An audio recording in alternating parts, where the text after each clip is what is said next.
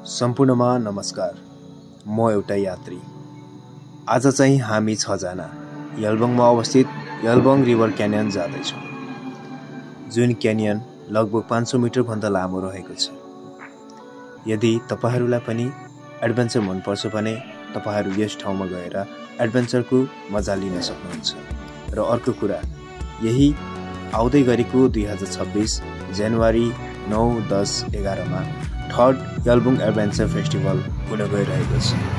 म त अवश्य पनि जानेछु। यदि तपाईहरू पनि इच्छुक हुनुहुन्छ भने अवश्य पनि आउनुहोला। क्यालेन्डरमा जनवरी 9, 10, 11 टिक लगाउनु नबिर्सिनुहोला। यस फेस्टिभलमा cycling, canyon walk, hiking, bird watching, cultural programme, rappelling, zip line, art exhibition साथै विभिन्न स्टलहरू पनि रहनेछ। र रातिको समयमा हामी क्याम्पफायर, क्याम्पिङ जस्ता क्रियाकलापहरू पनि गर्नेछौँ। यो अवसर नगुमाउनुहोला। सबैजना आएर यस कार्यक्रमको, यस एडभेन्चर फेस्टिभलको मजा लिनुहोला। धन्यवाद।